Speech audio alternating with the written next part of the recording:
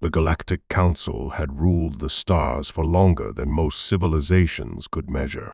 Its authority spanned billions of worlds, from gas giants with crystalline storms to orbital cities that shimmered like jewels against the void. Its fleets patrolled every major trade route, every contested system, and even the unclaimed peripheries, ensuring that no species dared challenge its dominion.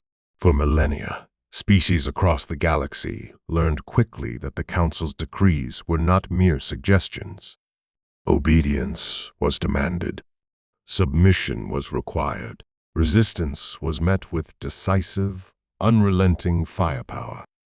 The Council was composed of representatives from the galaxy's most advanced civilizations, each species bringing centuries of technological mastery, political cunning, and martial prowess. They convened in the Council's spire, a colossal station suspended above a black hole, its orbit carefully calculated so that its gravitational pull would never destabilize the structure. Within its chambers, emissaries debated policy, arbitrated disputes, and passed decrees that rippled across the stars. To them, humanity was a minor curiosity, a young species barely capable of interstellar travel, barely disciplined enough to manage a fleet, barely worthy of attention. Humanity had been observed for centuries, first with amusement, then with mild concern. The Terrans, primitive, chaotic, and aggressively curious, had emerged from Sol's cradle late in galactic history. They had survived the collapse of their home system's colonies, endured global cataclysms, and risen from a history of near extinction to the stars. Their early vessels were slow, underpowered, and vulnerable, yet their persistence was remarkable. The Council watched, dismissing them as a species that would either self-destruct or be absorbed into the dominion of older civilizations. And yet, they endured. Centuries passed. Humanity expanded quietly, establishing colonies in the outer reaches of unmonitored space. They built fleets, not for conquest, but for survival and exploration. They developed technologies that rivaled the Council's own, from energy manipulation to advanced propulsion systems capable of folding space. Every invention was tested, refined, and concealed from the galaxy at large. Humans mastered tactics that were almost instinctual, born from necessity, curiosity, and a stubborn refusal to be intimidated. To the Council, these developments were invisible. They assumed the Terrans were still weak, still inconsequential, still naive. Then the decree arrived. It flashed across every human system with brutal clarity, unencrypted and unmistakable. The Galactic Council demands submission. Immediate compliance is required. All Terran fleets are to disarm. All colonies to integrate fully into the collective order. Any delay or resistance will result in total neutralization. This is not a request. The Council expected fear. They expected negotiation. They expected a flurry of appeals, promises, and weak diplomacy. They did not expect laughter. In command centers across the human systems, the message was received with calm precision. Humans did not panic. They did not argue. They did not bow. They had anticipated this moment for centuries, preparing in silence, observing, calculating, and perfecting their response.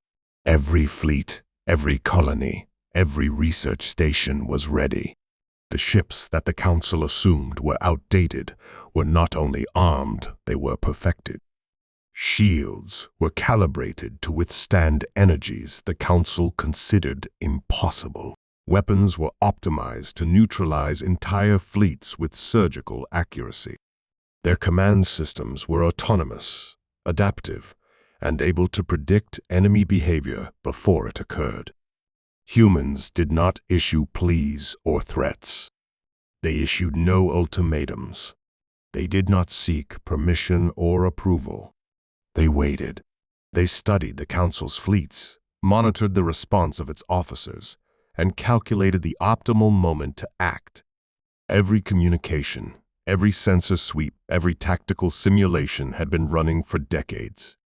Humanity had learned patience on a scale the galaxy could not comprehend. They had learned strategy that spanned centuries. And now, the time had come. For the Council, it was an oversight of arrogance. They believed the Terrans were still small, insignificant, and malleable. They assumed that fear of retaliation, fear of annihilation, and centuries of galactic precedent would force compliance. They were wrong. The humans' response would not be negotiation, capitulation, or surrender. It would not be diplomacy. It would not be begging for mercy. Humanity's answer to the Council's demand for submission would be fire, a precise, calculated, devastating fire that would forever alter the balance of power in the galaxy. In the darkness of space, beyond the gaze of the Council's fleets, hidden in the twisted corridors of hyperspace that no alien had mapped, humanity's ships waited. Their engines hummed silently, their shields glowed faintly with energy that bent light around them, and their weapons systems were primed to deliver unparalleled precision. Every commander, every officer, every soldier knew their role. Every system was synchronized. Every contingency anticipated. The galaxy, vast and arrogant, was about to learn a lesson it had forgotten. Submission could not be demanded. Authority could not be enforced by fear alone. There existed a species that would answer not with words, not with diplomacy, but with fire, the kind that could not be ignored, the kind that could not be resisted, the kind that demanded recognition of humanity's power, intelligence, and resolve. The Council had sent a message, expecting obedience. Humanity had readied a response that would ensure the galaxy remembered them forever. And for the first time, the stars themselves seemed to pause, waiting to see the consequences of a species underestimated for too long. The first signs of humanity's response were subtle. In the outermost sectors of the Council's dominion, monitoring stations began to register anomalies, faint distortions in hyperspace lanes, energy fluctuations beyond known physics, and ships appearing where no vessels should have existed. For the Council, these were minor irritations at first, technical glitches, sensor errors, perhaps even natural phenomena. No one suspected that these anomalies were the vanguard of humanity's vengeance. Then the human fleet emerged. It was not large by galactic standards. To the Council's seasoned admirals, it seemed insignificant, perhaps a dozen cruisers and frigates, sleek and black, their shapes almost imperceptible against the void. Yet every sensor, every calculation, every fleet doctrine failed to comprehend the reality before them. The Terran vessels were not only intact, they were perfected. Their hulls absorbed energy, their shields bent light and gravity, their weapon systems calculated outcomes faster than the Council's most advanced computers could process. They moved with uncanny precision, coordinated as though the fleet itself were a single organism, thinking as one mind. The Council's response was immediate and confident. Massed fleets converged on the outer systems.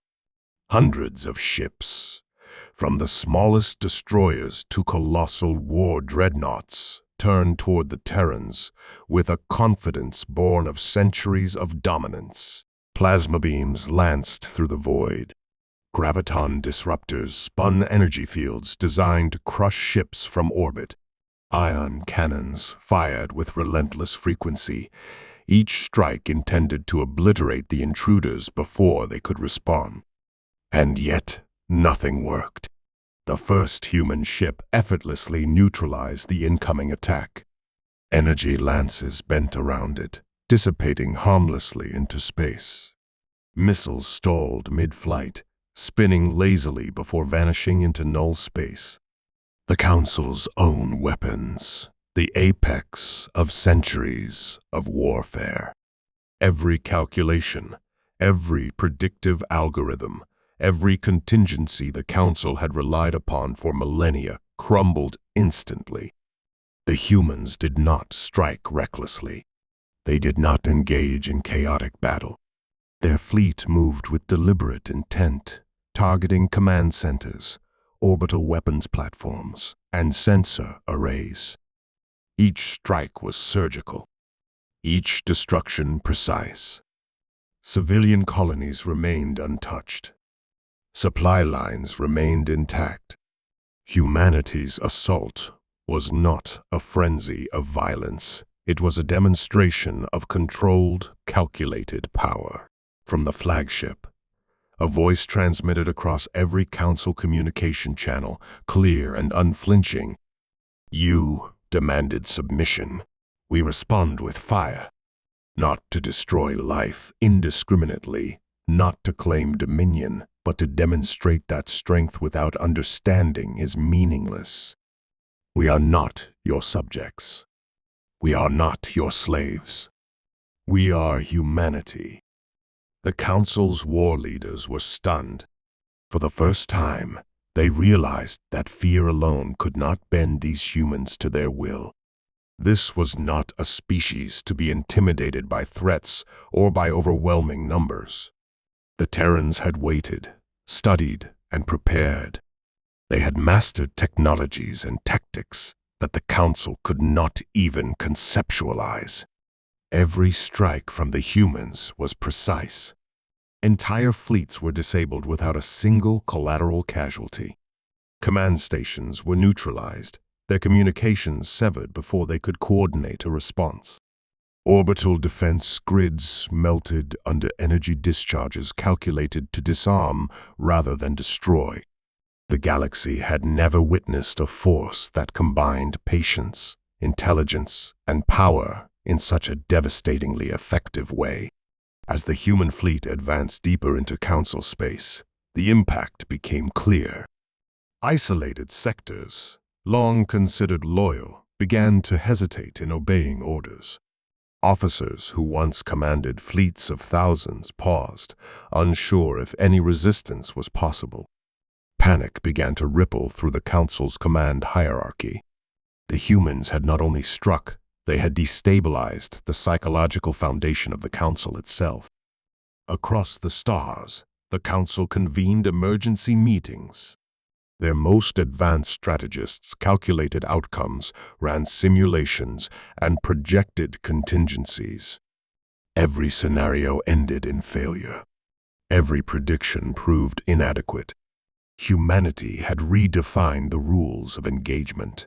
They were patient beyond comprehension, precise beyond imagination, and relentless in purpose. The outer systems that had once seemed insignificant were now the pivot points of a galactic war.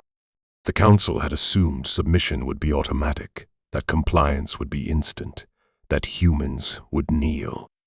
They had underestimated the species entirely. The human fleet did not stop.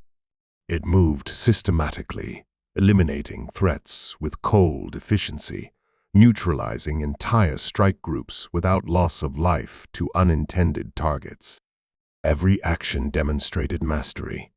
Every maneuver highlighted a strategy centuries beyond the understanding of even the Council's most experienced admirals. The Terrans had arrived not as supplicants, not as negotiators, but as the undisputed architects of the conflict's next phase. And the galaxy began to understand a chilling truth. The Council had demanded submission, but humanity would respond only on its own terms, and that response would be absolute. By the time the Terran fleet reached the inner systems of the Council's dominion, the scale of their power was undeniable. The Council's warships, once the embodiment of galactic supremacy, were scattered and disabled. Command hubs that had orchestrated centuries of conflict were reduced to silent tombs, their communications severed. Yet humanity did not strike indiscriminately. The fires they unleashed were precise, surgical, and deliberate. Every target was calculated for maximum strategic impact, minimizing civilian casualties and collateral damage while dismantling the Council's ability to wage war. The Council convened in panic within their central spire. Representatives of the most ancient and powerful species argued furiously, their voices overlapping in confusion and disbelief. Their greatest fleets, their most trusted officers, and their vast technological superiority were crumbling under the weight of what a single human fleet could achieve. Every simulation, every tactical model, every contingency plan had failed. The Terran's flagship, sleek, black, with veins of shifting silver energy coursing across its hull, hovered above the capital world of the Council. From its bridge came a transmission that would be remembered across the galaxy for millennia. You demanded submission. We respond with fire. Not to dominate, not to enslave, not to destroy indiscriminately. You have underestimated humanity. We act with precision, intelligence, and judgment. Obey, not out of fear, but out of respect for life, reason, and the consequences of your arrogance. Even the most seasoned admirals and warlords felt the weight of the message. Their fleets, immobilized or destroyed, were powerless. Their command structures had failed. The psychological shock was as devastating as the physical one. The Terrans had demonstrated that their firepower was absolute, their discipline unbreakable, and their will undeniable. In the orbital corridors above the Council's worlds, the Terran fleet moved with terrifying elegance. Orbital weapons platforms were neutralized before they could fire.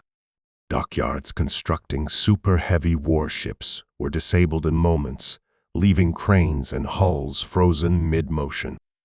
Sensor arrays that had once monitored the entire Dominion flickered and died. Entire star systems were brought to silence, not through brute force, but through a mastery of energy, technology, and tactics that the Council had never imagined. Across the galaxy, the Council's authority began to unravel. Worlds that had been loyal for centuries hesitated. Officers and governors, once unquestioning in their obedience, now acted independently, uncertain if resistance was futile. Subordinate fleets refused to engage, even as Council emissaries demanded obedience. The legend of the Terrans was already taking hold. A species underestimated at the galaxy's peril, whose patience and precision could dismantle entire fleets without losing a single life unnecessarily. The humans demonstrated something the Council had forgotten. True power was not measured by the quantity of ships or weapons, but by the ability to act decisively, to neutralize threats with precision, and to enforce order without chaos. Every strike was proof that intelligence, patience, and mastery could achieve what brute force never could. The Terrans had not merely responded, they had redefined warfare. In orbital command centers across the Dominion, Council officers began recording logs, not of strategy, but of awe and fear. Fleet captains wrote of ships vaporized in moments, of weapons systems collapsing before they could engage, of entire squadrons rendered inert by a species that had been dismissed as weak. Scholars would later call it the first true demonstration of humanity's power, a single fleet, operating with surgical efficiency, capable of destabilizing and dismantling the greatest military machine the galaxy had ever known. The psychological impact was as profound as the physical. The Council's representatives, who had once ruled with unchallenged authority, were confronted with a species that would not bow, would not negotiate on unequal terms, and would not hesitate to act with perfect judgment. Humanity had waited for centuries, had studied, prepared, and honed every system, every tactic, every weapon, and now the galaxy witnessed the culmination of that preparation. And still, the humans did not kill indiscriminately. They did not conquer worlds. They did not enslave populations. They imposed fire only where necessary, dismantling the instruments of oppression, control, and destruction. Civilians were unharmed, colonies remained intact, and yet the message was clear. Humanity was not to be underestimated. They could destroy entire fleets if provoked, but they preferred restraint. Their power was not for domination, it was for judgment. For the first time, the Council realized the true danger of humanity. It was not their ships, nor their weapons, nor even their numbers, but their discipline, intelligence, patience, and absolute mastery of strategy. A species that had been dismissed as weak had returned to enforce a lesson written not in threats or rhetoric, but in fire, calculated, precise, and inevitable. The galaxy trembled. The Council's dominion, once absolute, now quivered under the shadow of humanity. Systems that had followed for centuries were shaken. Officers who had led fleets to victory against countless adversaries faltered. Every being capable of observation understood the same inescapable truth. Humanity was patient, relentless, and unstoppable when provoked.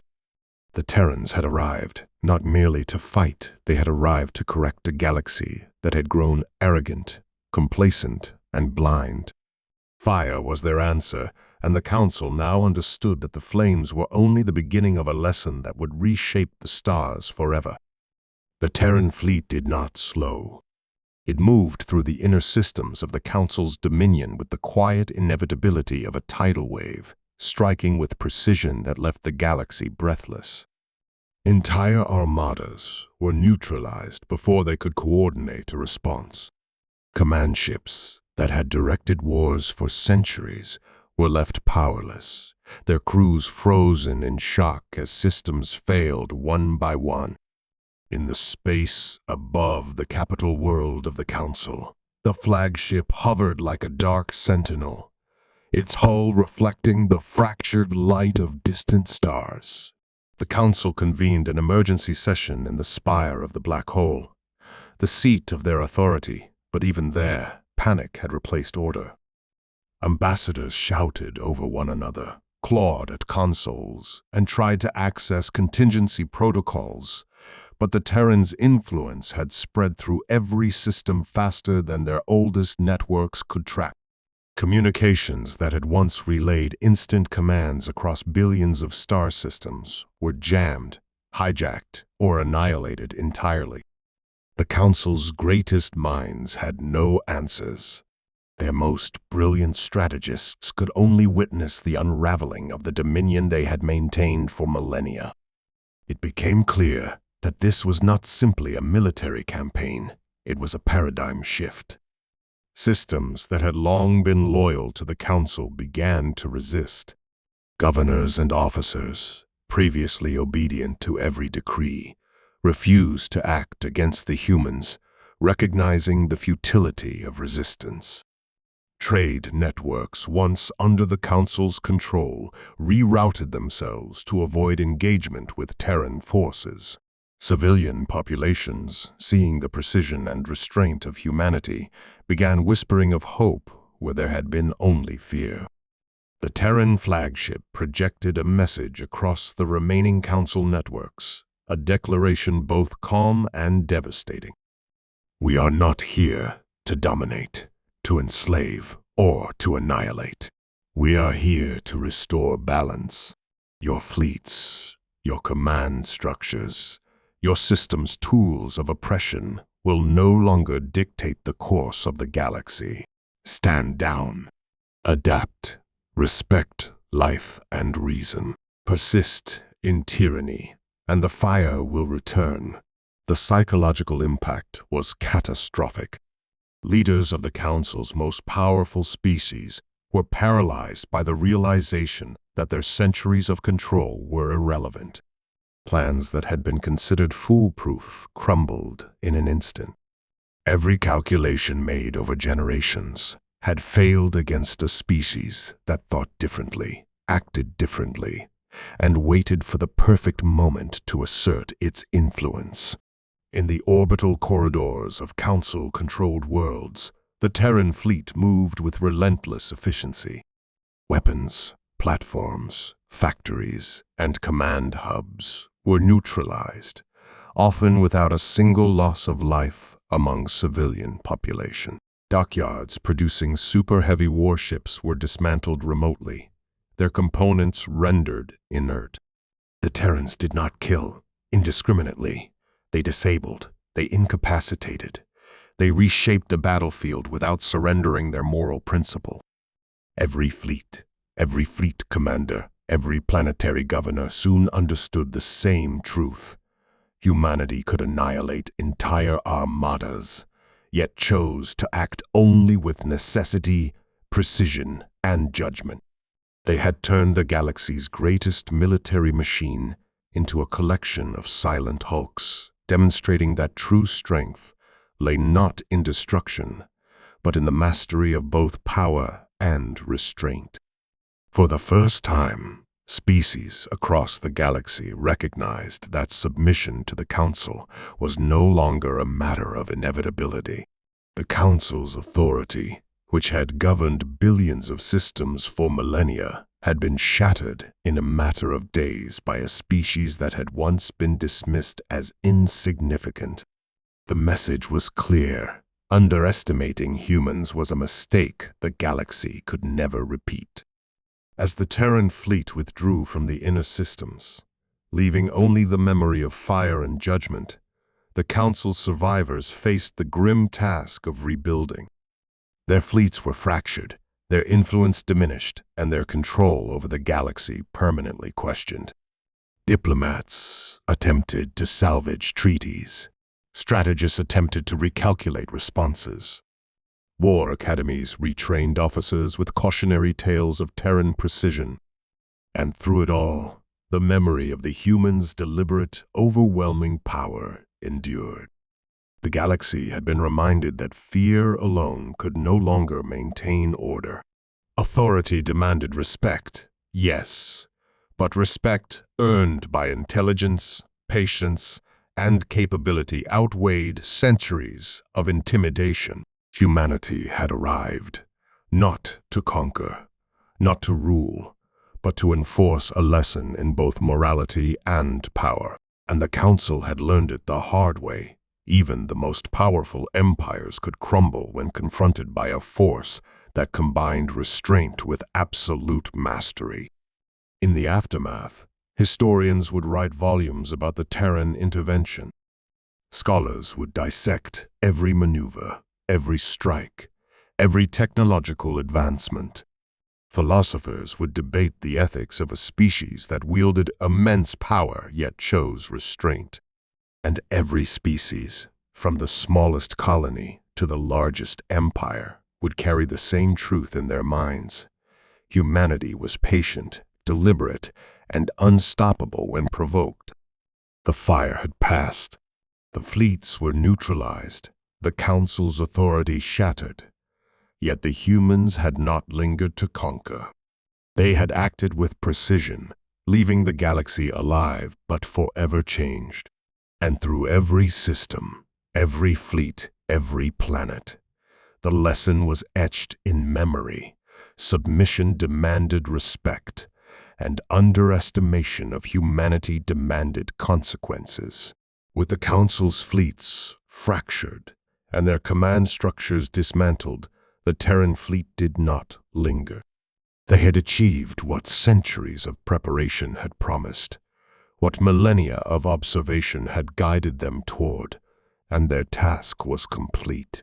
The humans did not occupy worlds, nor did they establish colonies within Council space. They had no desire for dominion, no need for vengeance. Their presence had been a statement, a demonstration of capability, judgment, and restraint. The flagship, hovering above the former Council capital, transmitted a final message. We are not your conquerors. We are not your jailers. We are humanity. We act with precision, intelligence, and judgment. The galaxy has been given a choice: respect life, respect reason, and avoid tyranny or face consequences. We will act again if necessary, but we prefer restraint. Learn from this, and you will find us absent, not absent-minded. Every system that had once been loyal to the Council began to breathe freely. Civilian populations, long held under the shadow of fear, observed the humans' calculated mercy and realized the galaxy had changed. Trade routes reopened as fleets, once trapped by fear, began to move freely. Colonies previously threatened by Council reprisals began rebuilding without constraint. For the first time in centuries, hope and initiative replaced oppression and panic. Council officers, warlords, and diplomats were forced into reflection. The arrogance that had guided them for millennia had been shattered by a species they had dismissed as weak. Fleet commanders documented the events meticulously, rewriting doctrines that had been considered unassailable. Political theorists analyzed the Terran strategies, attempting to understand how a single fleet could dismantle a dominion with such precision and minimal loss of life. Across billions of star systems, the same lesson echoed. Humanity was patient, intelligent, and unstoppable when provoked. Historians would later call the Terran intervention a turning point in galactic history. They would describe a single species, underestimated for centuries, rising with a combination of patience, foresight, and technological mastery to enforce balance across 1,000 worlds. Philosophers would debate whether humanity's restraint was a moral choice or an inherent strategy of dominance. Military scholars would attempt, and fail, to replicate the precision of the Terran strikes. And in every corner of the galaxy, leaders would teach their children the story of the humans who had responded to demands for submission with fire, but not indiscriminate destruction. Even as the humans withdrew, their influence persisted. Their fleet folded into hidden hyperspace lanes, vanishing from detection, leaving behind only the certainty of their existence. The Council's ministers, once confident in their unassailable authority, were forced to rebuild from ruins, acutely aware that humans were now arbiters of galactic balance. No fleet, no weapon, no council chamber could withstand them if provoked. The galaxy had learned a lesson it would never forget. Underestimating humanity was fatal. The true power of the Terrans lay not in the fire they wielded, but in their mastery of control. They had destroyed nothing unnecessarily, harmed no innocents, yet they had reshaped the galaxy's political, military, and psychological landscape in days rather than decades. Their return to the stars had been quiet, deliberate, and absolute. The Council, the empires, and even the smallest colonies now understood a simple, immutable truth. Humanity demanded respect not through threats, not through domination, but through the certainty of calculated, unstoppable action. As years passed, the memory of that intervention endured. Council fleets, now rebuilt cautiously, avoided unnecessary conflicts. Warlords, who once ruled with brutality, began to consider diplomacy as a tool rather than merely a formality. Across the stars, whispers of humanity's intervention became legend. The species that had been dismissed as weak which had been expected to kneel, had instead rewritten the rules of engagement for the galaxy. And humanity remained patient. Their colonies, hidden and self-sufficient, watched silently from the edges of mapped space. Their fleets waited in readiness, not for conquest, but for enforcement should the galaxy stray into tyranny again. One day, perhaps, they would return. One day, should arrogance or oppression rise again, the fire would return as well, but it would not be indiscriminate. It would be precise, calculated, and inevitable. The Council had demanded submission. Humanity had responded with fire, and the galaxy would never mistake humans for weak again.